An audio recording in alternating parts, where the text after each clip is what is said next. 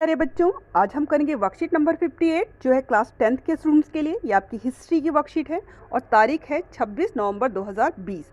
तो बेटा आज की जो वर्कशीट है वो भी आपकी रिवीजन वर्कशीट है आपके हिस्ट्री के चैप्टर नंबर 2 की। मैंने कहा था ना हिस्ट्री के आपके सिर्फ 2 चैप्टर आने हैं जो कि 20 मार्क्स के हैं, ठीक है, बहुत इंपॉर्टेंट है।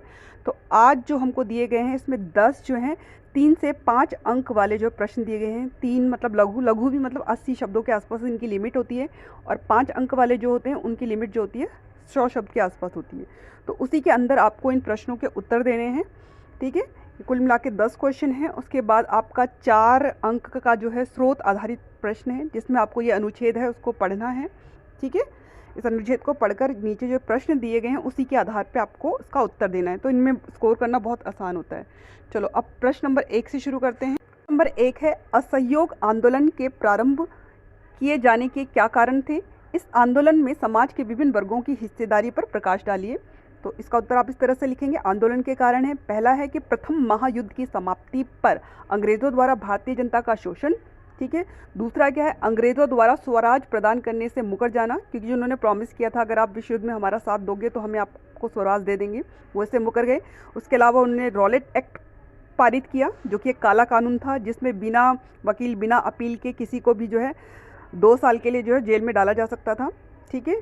उसके अलावा जो जलियांवाला बाग हत्याकांड हुआ था 13 अप्रैल 1919 को, जिसमें जनरल डायर ने निहत्थे लोगों पर जो है वो चला दी थी, गोलियां चला दी थी, जिसमें सैकड़ों लोग मारे गए थे।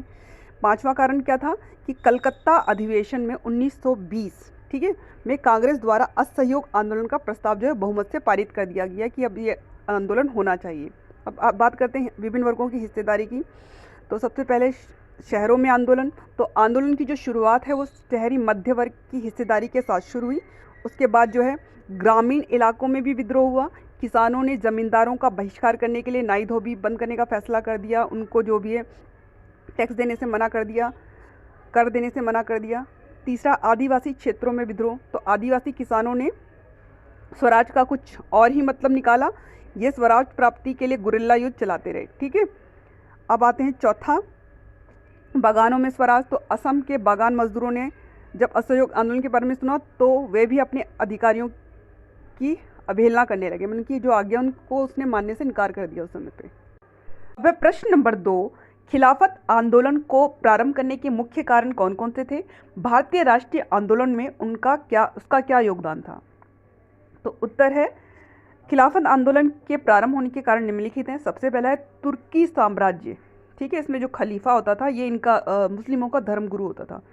तो उसका जो है जब वो हार गया था विश्व युद्ध में, प्रथम विश्व युद्ध में, तो अंग्रेज़ों द्वारा उसका अपमान किया गया, इस कारण ये आंदोलन शुरू हुआ। उसके अलावा लखनऊ समझौता हुआ था 1916 के बाद, जो है कांग्रेस के साथ जो है मुस्लिम लीग ने समझौता कर लिया कि वो मिलकर जो है आंदोलन चलाएंगे। इसके अलावा असहयोग आंदोलन कांग्रेस द्वारा आरंभ होना तथा मुसलमानों को मिलाकर खिलाफत आंदोलन के साथ करना। अब योगदान क्या है, हिंदुओं और मुसलमानों में एकता का बीजारोपण हुआ इस वाले से। दूसरा क्या हुआ, राष्ट्रीय आंदोलन को बल मिला। आप चाहो तो बेटा अगर 5 नंबर में थोड़ा और एक्सप्लेन कर सकते हो कि कैसे उनमें एकता का बीजारोपण हुआ, राष्ट्रीय आंदोलन को कैसे बल मिला, तो अपनी तरफ से कुछ विचार आप डाल सकते हो। चलो अगले प्रश्न पे चलते हैं। प्रश्न नंबर 3 है, समाज के सभी वर्ग स्वराज की अमूर्त अवधारणा से समान रूप से प्रभावित नहीं थे। 1930 के दशक में सभी ने अवज्ञा आंदोलन के संदर्भ में कथन की व्याख्या कीजिए, ठीक है। तो हमको ये बताना तो किस तरह से सारे के सारे ये जो स्वराज की अवधारणा थे उससे प्रभावित नहीं थे, यानी उन पर असर नहीं पड़ा उसका। तो उसका उत्तर है कि यह कथन सही है कि समाज के सभी वर्ग स्वराज की अमूर्त अवधारणा से समान रूप से प्रभावित नहीं थे। समाज के वर्ग एक दूसरे की तरफ से सशंकित थे, यानी उनको एक दूसरे पर विश्वास नहीं था, जिस कारण समाज के सभी वर्गों ने इस आंदोलन में हिस्सा नहीं लिया। समाज के निम्न वर्गों ने आंदोलन से दूरी बनाए रखी, उसमें मेन था दलित वर्ग और मुस्लिम। तो दलित वर्ग ने क्यों बनाई? तो कांग्रेस ने लंबे समय तक दलितों पर ध्यान नहीं दिया, क्योंकि कांग्रेस स्वर्ण हिंदू सनातन पंथियों से डरी हुई थी, क्योंकि उनके ज़्यादातर नेता वही थे। दूसरा क्या था कि दलित अपने लिए अलग निर्वाचन क्षेत्र चाहते थे, जिसका विरोध गांधी जी ने किया, क्योंकि उन्हें लगता था इससे आंदोलन कमज़ोर पड़ जाएगा। इसीलिए सविनय अवज्ञा आंदोलन में दलितों की जो हिस्सेदारी थी वो काफ़ी सीमित थी। अब चलते हैं आगे कि मुस्लिम समुदाय ने क्यों सहयोग नहीं किया। तो असहयोग खिलाफत आंदोलन के शांत होने के बाद मुसलमानों का एक बहुत बड़ा जो तबका था वो कांग्रेस से कटा हुआ महसूस करने लगा। यानी उस समय वो जुड़ तो गए थे, असहयोग आंदोलन के टाइम पे साथ पे आ गए थे, लेकिन उसके बाद ये आपस में जो है अलग हो गए एक तरह से। कांग्रेस और लीग ने एक बार फिर गठबंधन का प्रयास किया तो वो असफल रहा। जब सभी ने अवज्ञा आंदोलन शुरू हुआ तो उस समय समुदायों के बीच संदेह और अविश्वास का माहौल बना हुआ था कि उनको आपस में विश्वास नहीं था। उस समय दंगे भी बहुत हो रहे थे हिंदू मुस्लिम के। तो कांग्रेस के जो कटे हुए मुसलमानों का तबका था, तो इसीलिए वो किसी प्रकार के भी संयुक्त संघर्ष के लिए तैयार नहीं है, मतलब उनके साथ मिलकर संघर्ष करने के लिए तैयार नहीं हुए। अब चलते हैं अगले प्रश्न की ओर।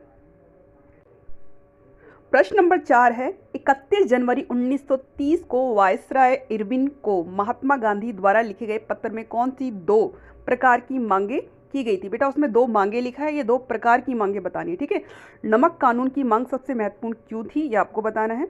तो 31 जनवरी 1930 को महात्मा गांधी द्वारा वायसराय इरविन को लिखे पत्र में 2 प्रकार की मांगों का उल्लेख किया गया था। एक तो थी सामान्य मांगे और एक थी विशेष मांगे, जो उद्योगपतियों से लेकर किसानों तक विभिन्न तबकों से जुड़ी हुई थी, ठीक है।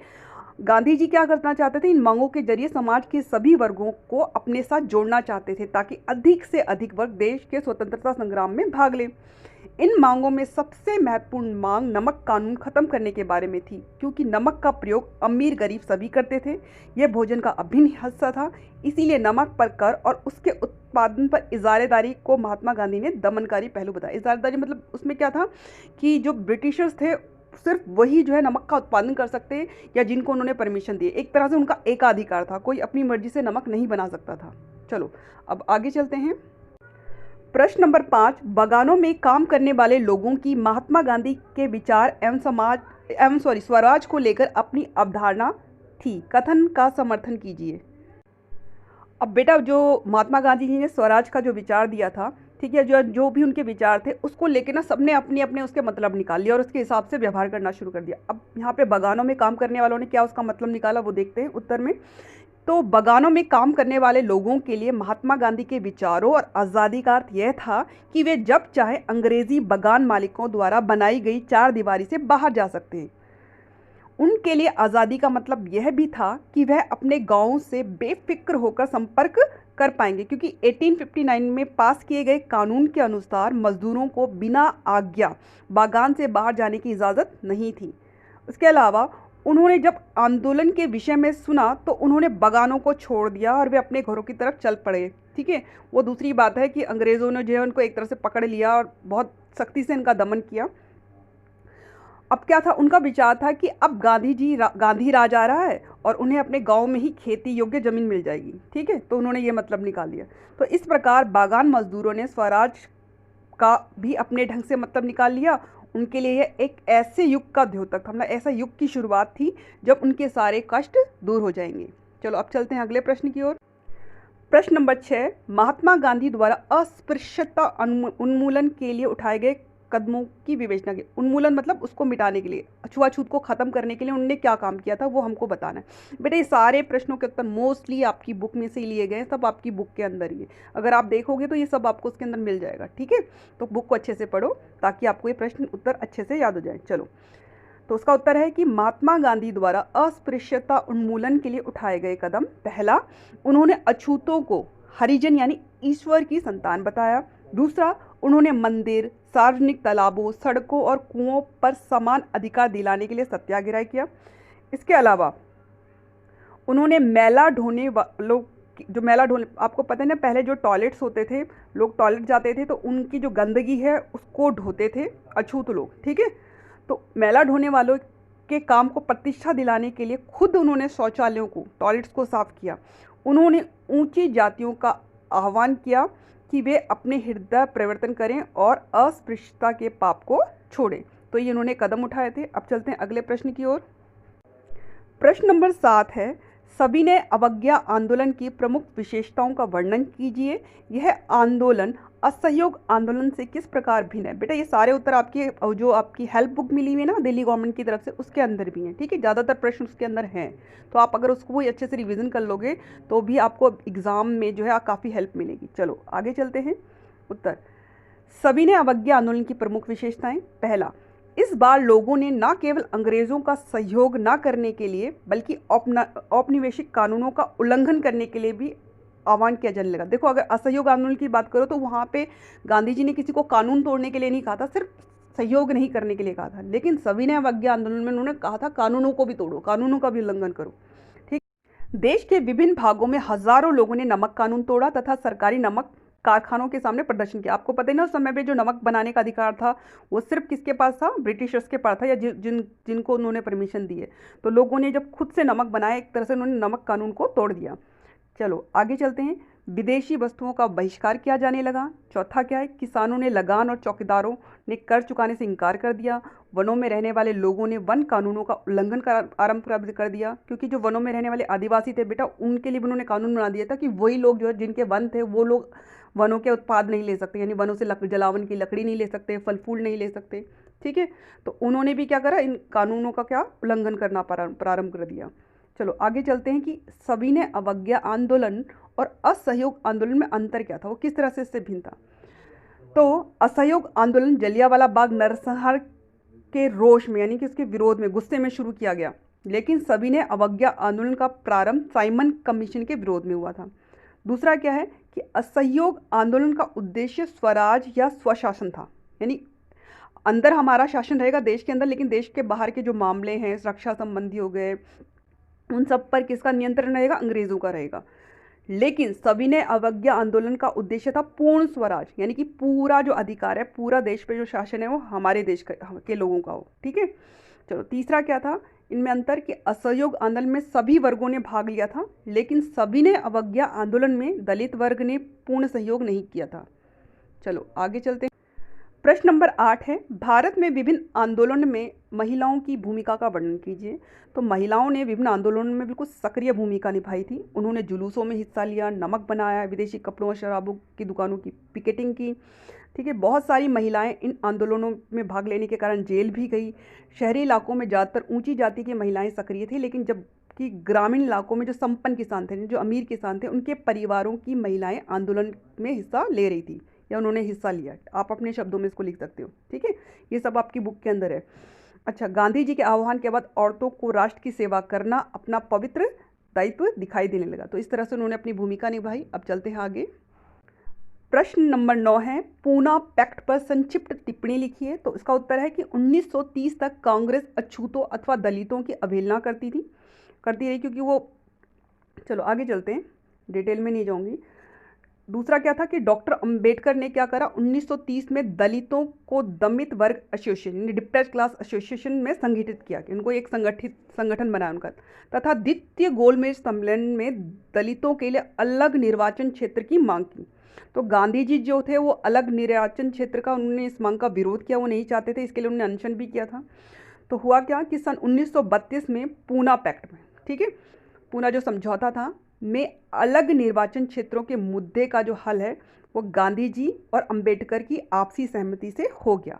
इसके अंतर्गत दमित वर्गों को प्रांतीय एवं केंद्रीय विधायी परिषदों में आरक्षित सीटें मिल गई, है ना, यानी कि उनको अलग निर्वाचन क्षेत्र की जगह उन्होंने क्या कहा कि हम आपकी सीटें रिजर्व कर देते हैं, इन सीटों पे आपका ही जो जाति का है वो कैंडिडेट जो है लड़ेगा। तो अगर जो भी पार्टी का हो और आपकी जाति का वो कैंडिडेट है तो जीतेगा, तो फिर दलित ही ना। तो चलो इस तरह से उनकी समस्या का समाधान हो गया। अब चलते हैं अगले प्रश्न की ओर। प्रश्न नंबर 10 है, भारत में लोगों ने साइमन कमीशन का विरोध क्यों किया। तो सबसे पहले समझो साइमन कमीशन क्या था। साइमन कमीशन के ऊपर टिप्पणी आए, साइमन कमीशन के ऊपर कोई क्वेश्चन आए, आप इसमें से उसको लिख सकते हो।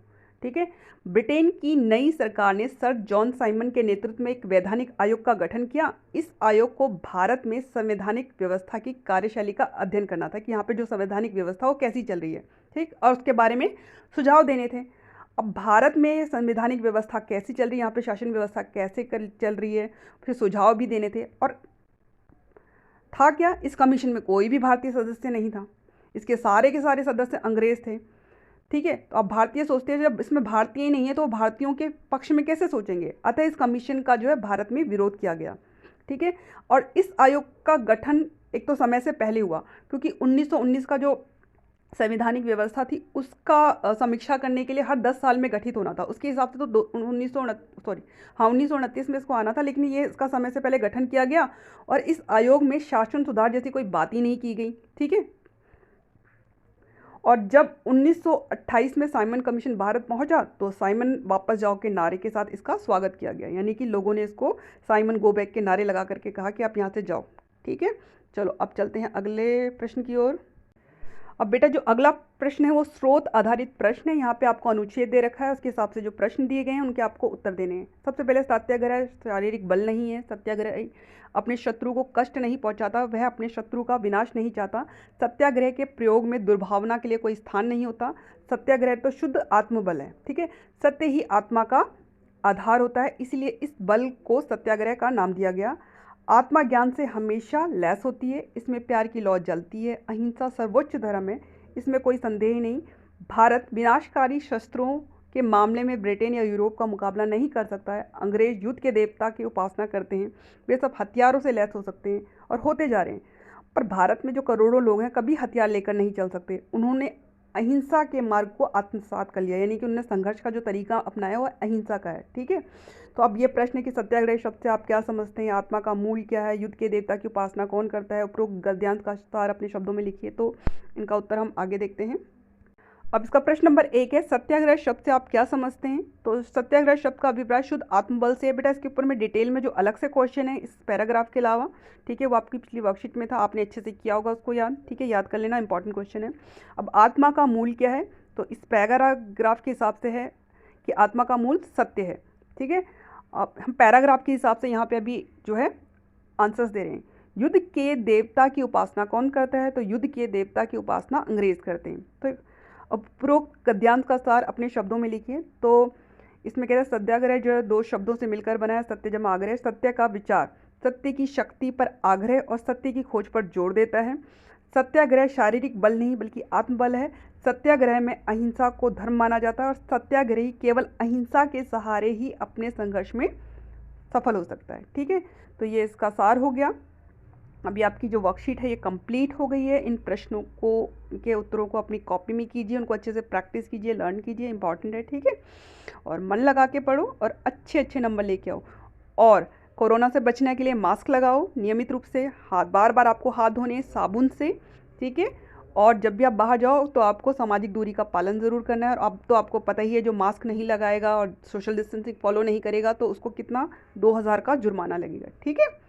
चलो मन लगा के पढ़ो, अच्छे अच्छे नंबर लेके आओ और बाय बच्चों।